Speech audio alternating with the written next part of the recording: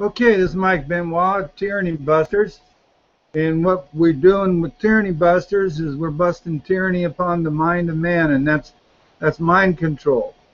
Now, just imagine for a second, most of you have seen the movie The Matrix, and just imagine for a second you're in the Matrix. And so you can't even know what's real and what isn't real. And that's the way tyranny upon the mind of man works. Thomas Jefferson stated once in some of his papers that he swore an eternal hostility on the altar of God over every form of tyranny upon the mind of man. So what was he talking about? Is mind control, brainwashing, you name it, lies and deceits. People's lives are totally altered by these kinds of tyrannies. I remember seeing, I think the movie was, well, it was Atonement, and you might have seen that. I watched it recently, where this young girl who was sort of jilted by a guy that didn't really like her romantically, and she lied regarding this guy and said he raped somebody, and his life and his sweetheart's life were totally destroyed by that. That's an example of tyranny upon the mind of man. And in this video, we're going to go over this video called Hypocrisy over Gaza by Pat Condell. And I'm going to give you a little demonstration of how this tyranny upon the mind of man works with this video. So here we go. I don't know if this is, yeah, it's working. So let's see if this keeps working. And I don't know, I've tried to get my video share or screen share to work, and it's not working on this. So you're not going to see Pat's photograph or picture on this one. Hypocrisy has always been very progressive, but there's so much of it flying around right now you almost feel as if you need a progressive-proof vest. It's easy to criticize at a distance, but none of the people currently protesting against Israel would behave any differently in the same circumstances, and many of them would behave a hell of a lot worse, which is why the selective outrage we've been seeing is so truly nauseating. Where were all you... I'm going to give you that one again so it'll soak in. Hypocrisy has always been very progressive, but there's so much of it flying around right now you almost feel as if you need a progressive-proof vest. Progressive. Hypocrisy has always been progressive.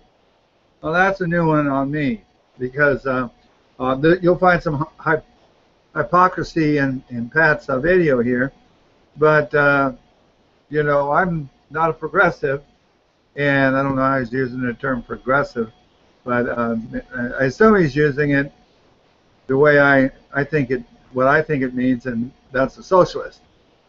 So he's saying that, but anyway, he's saying that the hypocrisy is basically the game of the progressives, as if that's all, the only place it lies. It doesn't lie with the right-wingers, or anybody else, but it's just with the progressives. And of course, and I'm a libertarian, and I've seen it with libertarians. So this is enough to make you be on guard and say, should I listen to anything else this guy says? But here we go. It's easy to criticize at a distance, but none of the people currently protesting against Israel would behave any differently in the same. So he's saying it's easy to protest at a distance. And so these people are protesting, and he's talking about these people are protesting against Israel. Now, in the video here, he's going to be protesting against Hamas and the Palestine. And again, the same thing applies. It's easy to protest from a distance, and he's from a distance. So, I mean, that's enough for me to go, should I listen to anything this guy is saying? And the next thing he says is that all the people that are protesting here about what Israel is doing would do the exact same thing she's doing if they were over there and their shoes were on their feet. And he uses the term all. I don't know. I'm not going to replay that again. But the term all the people. So when people use these terms, they're saying if they were in Israel's shoes, they would do the same thing. And he's using collectivism there as if to say this is a uniform thing by the Jewish people in Israel. And I haven't seen that unanimous consent to how Israel is dealing with this issue. I haven't seen it anywhere, but Pat here, he's just assuming that, yeah, everybody would do the same thing if they were over there in Israel's shoes, or the Jewish people over there in their shoes. And I just wonder how many people, this is 100% agreement from the people in Israel of what the Israeli government is doing. Okay, let's let it go a little further. Same circumstances, and many of them would behave a hell of a lot worse, which is why the selective outrage we've been seeing is so truly nauseating. Where were all you progressive humanitarians when Assad was butchering thousands in Syria, or Bashir in Sudan? Where were the angry mass demonstrations for those people, or for the victims of the butchery in Nigeria, or for the thousands murdered in Iraq just recently?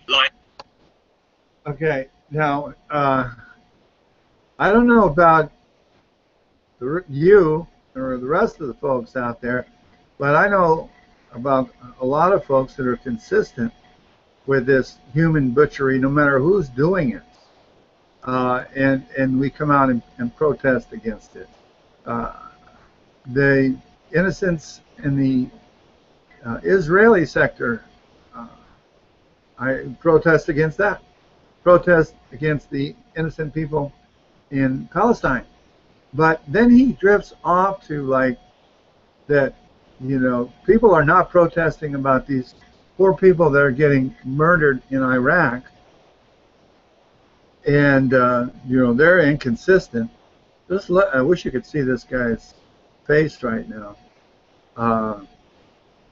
To me, the hatred's just seething out of him.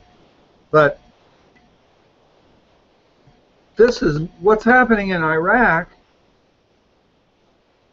is a direct result of things that people like me, most of all the libertarians I know, and those progressives that he hates, were protesting against all along, back to Bush 1 and Bill Clinton and all the death and destruction that they were wreaking on Iraq, and the Bush 2 and this Iraq invasion under the guise of some far out, they got weapons of mass destruction, weirdo-ness, and this guy is acting righteous, and I can guarantee you that, I mean, I'm not going to guarantee it, but I bet you $100 he was in favor of all that nonsense. And I guess they thought that's humanitarian to go in there and destroy all those lives and property and violate all those people in Iraq because they got weapons of mass destruction. And the ramifications of that are happening now, and he's acting like he's got some self-righteous indignation against this, and he's probably ready to go in there and put more American troops to police Iraq and continue this insanity ad nauseum. Face down in ditches by the hundred and executed in cold blood. Where were you people then? A few hashtags on Twitter and then tumbleweed. But the Jews of Israel finally respond to being constantly attacked by Islamic terrorists, and the world goes. The Jews of Israel finally respond. You know, that's like saying the citizens of America finally respond and embrace a Obama's health care program, Obamacare, when 50% of the people maybe embrace it and the other 50% hate it. How does this guy claim he can speak for the Jews of Israel? It was insane. People fill the streets and start talking about war crimes when we all know that Hamas commit genuine war crimes every single day. And we all know, I mean, that's like, we all know that Hamas commits war crimes, genuine war crimes, every single day. We all know this. I'm sorry, I don't know this. Nobody gives a damn. Progressive journalists focus exclusively on children tragically killed because Hamas are using them as human shields, blaming Israel. Uh-huh. Now that's another great one. Of course, this is Hamas using these children as human shields. And that's, you know, by this time, if you already had a little tyranny taken off your mind, you'd know this guy is not somebody, is a credible source. He's blasting his opinions out as if they're fact. Now, here, and you know what? Could be some of them are using children as human shields, and could be that a lot of them are civilian casualties of this reaction or action. All the actions or reactions to this issue go back to what? At least 1947 and 48, and all the things that have occurred in between. There's all kinds of individual actions of wrongdoing against one party against the other, and who's done more and who's done it worse. I couldn't tell you because I haven't examined all that, but these actions are individual actions. When somebody does something that destroys the life, liberty, and the property of somebody else without the necessity to do it, it's wrong.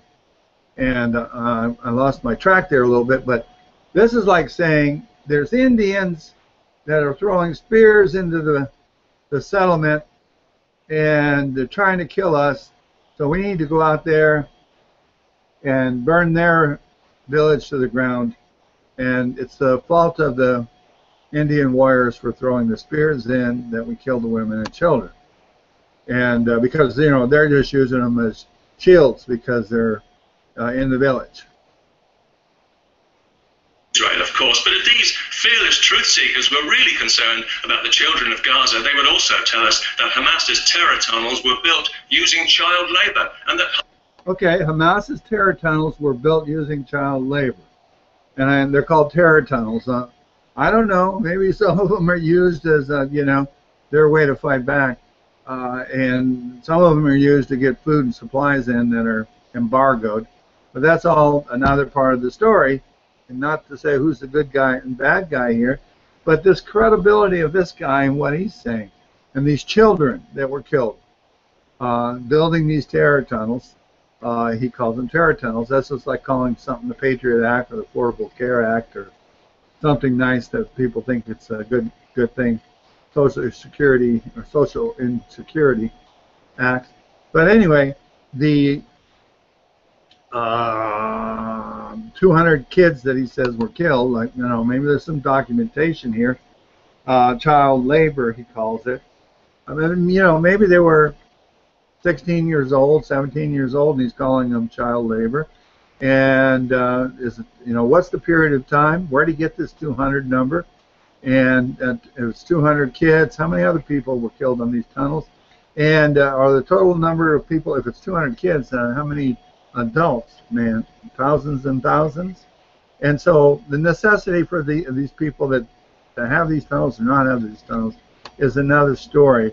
But he just wants to go and label how bad the other guys are and how great and unified the Jews are on the other side.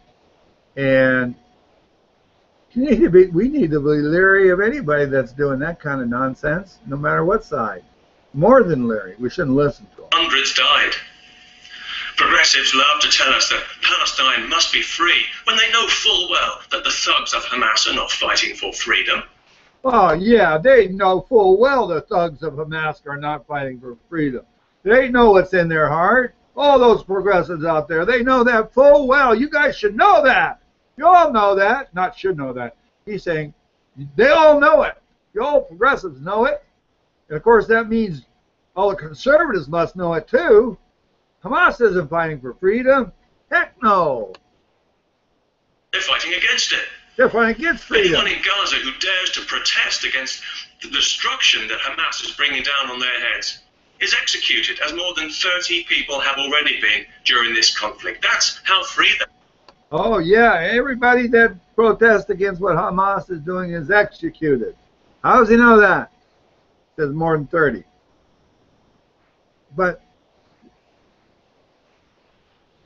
if these people are being victimized by Hamas, maybe they're also being victimized by Israel. The government of Israel, not the people. They are.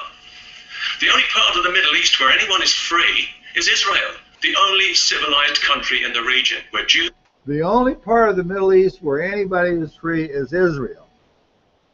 The only civilized country in the Middle East, in the region. The only civilized country.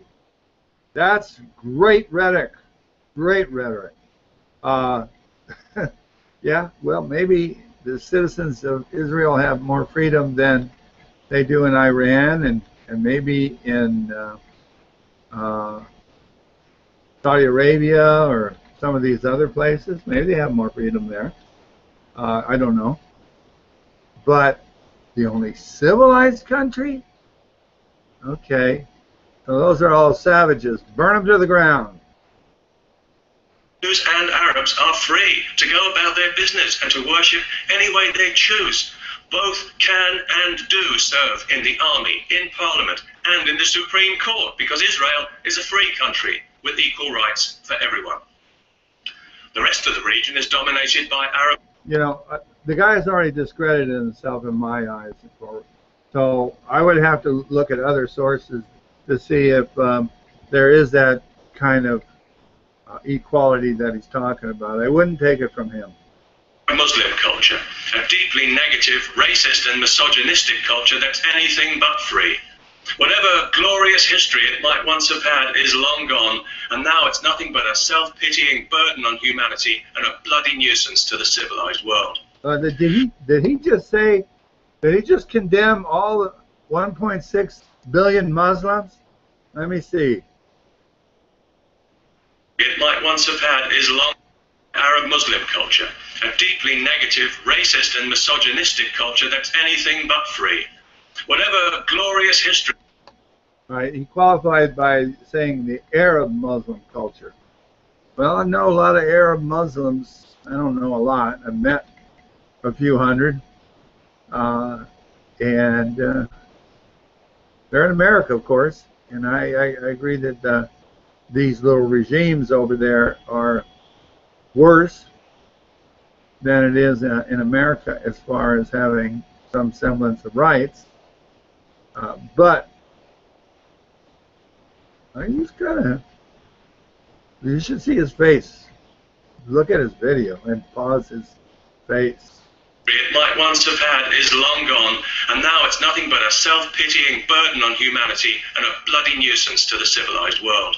Oh yeah, anyway, bloody nuisance to the civilized world. Wipe them off the face of the earth, right, Pat? Jews are a tiny percentage of the Middle Eastern population, and they have a tiny sliver of land that they would have been perfectly happy with if they hadn't been repeatedly attacked by several Arab armies at once, openly committed to genocide. And I do mean actual genocide as opposed to the fantasy genocide, like the fantasy apartheid that you progressive BDS... Okay. So, you know, I don't know what all those countries' intentions were in 1967. But Israel had already been pumped up by the United States quite a bit, and they kicked their ass. Was in 6 days. So I don't know what you're whining about on that score. Hypocrites love to prattle about. When they were attacked, the Jews surprised the world by giving the Arabs the kicking they deserved, and a lot of Arabs found themselves displaced, but not from any land. Surprised the world. I don't think anybody in the world with any sense and understanding knew that those Arabs had much of a chance against Israel. And including all of that now, Mr. Pat Condell. How many nukes does Israel have? How many nukes do the Palestinians have? How many nukes do their neighbors have? That was ever called Palestine, and the land itself belonged to no country, so it is not occupied, it is disputed.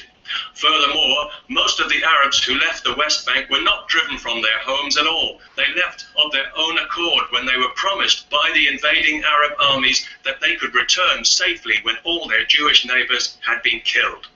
Yeah, well, he knows the reason why they all left. Just see his face right there when I just paused it there. He knows why they all left. Has he interviewed them all? I'm just suspecting why some of them might have left because, you know, they wanted to be out of the war zone, and for other reasons too. But that would be another document for another story for another day. But again, the credulity of this guy was already shot down at the beginning of this video for me. Well, it didn't quite work out that way, of course, and now their descendants are still living in refugee camps in Arab countries in a state of genuine enforced apartheid, where they're not allowed to integrate, to work, to receive medical treatment, because the Arabs, who could quite easily alleviate their suffering, prefer instead to exploit it as a permanent political weapon. As we've seen in Gaza with the use of human shields, they care so little about their own people that they are literally disposable.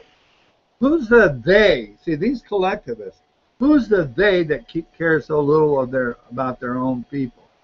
I know he claimed that all the Jewish people in Israel were in favor of the current action. And then I don't know who's complaining on here on Muslim crime. I mean, is it okay? Is that how you justify if Israel is out of whack, the government, on how they're dealing with this issue? Is that how you justify it and condemn people who are complaining about the overreaction or the overaction? Is by just demonizing the other guys? Does that make it okay?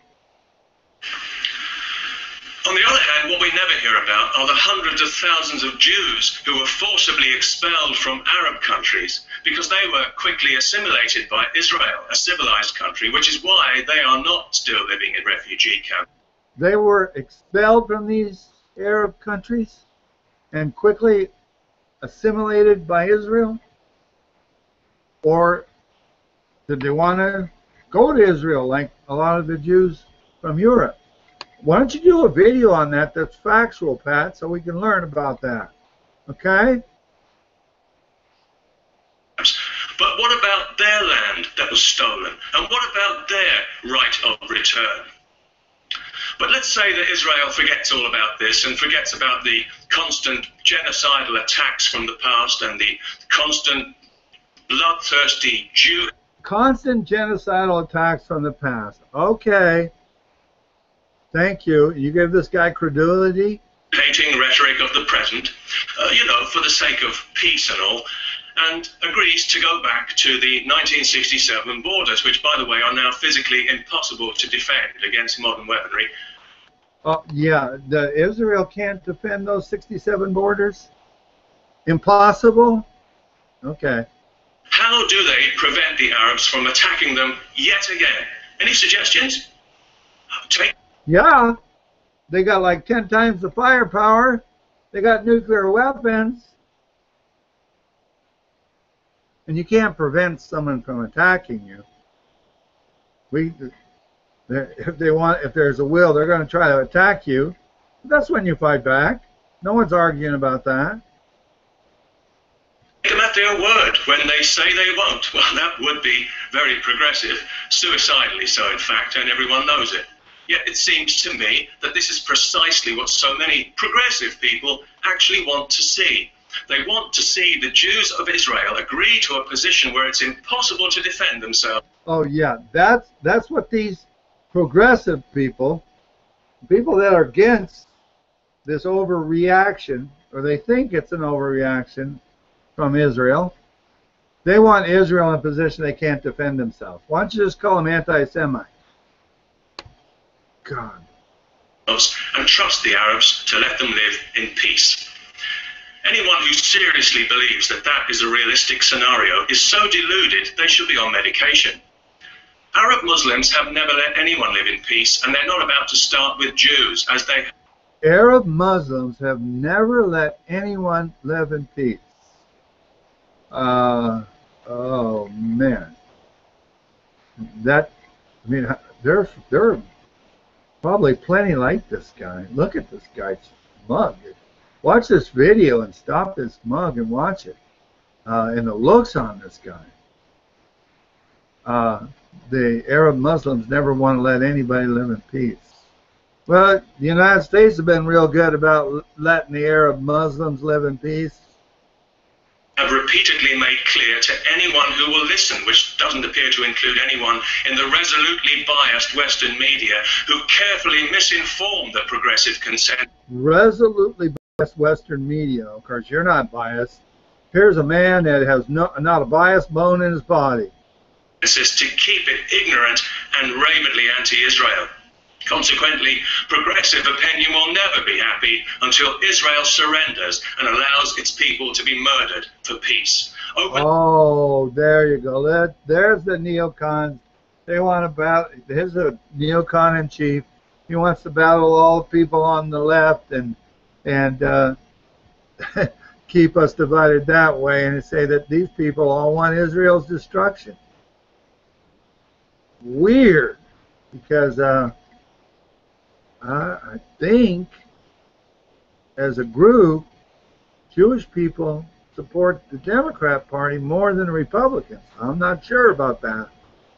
The borders and give free access to terrorist fighters and suicide bombers. After all, they have human rights too. Well, somehow I don't think it's going to happen that way, but whatever does emerge from this conflict, one thing is already crystal clear, that any future humanitarian aid to Gaza will be used to rebuild the tunnels and to rearm Hamas, who will then attack Israel yet again without any regard. Well, then, you know, that's a good place to stop on this, and it's almost done on the video anyway. But any humanitarian aid to Gaza or to anybody should be done only on a voluntary basis through voluntary organizations, not through governments. And the United States should not be giving Israel any money, nor any other country for that matter, including Gaza, any money as far as from the government, money that's, you know, confiscated from the hardworking people in this country to give to the corrupt leaders in another country. And so maybe that's something Pat would agree with. And as far as, you know, what we should be doing there, okay, I think we should be demanding to know the truth. And I think we should question when thousands of civilians are killed, and just think of those thousands. If it's up to thousands yet, it's not quite there, but I think it'll be a couple thousand not too long. Just think about those as if it was your little daughter, granddaughter, grandson, small people, any of these people that are victims of this, we should consider. And if we really want to know what the heck's going on there, then watching the Pat Condell video and reading propaganda that fits right into that stream of things and acting like it's gospel, that's not the way to do it. So, you know, maybe you can search the video and every day watch a pro-Palestinian video, and then the next day a pro-Israeli video on this subject, and then maybe find some that are honest on both directions, and you'll bust some tyranny upon your mind. So thanks for joining us. This is Mike Benoit, Tyranny Busters.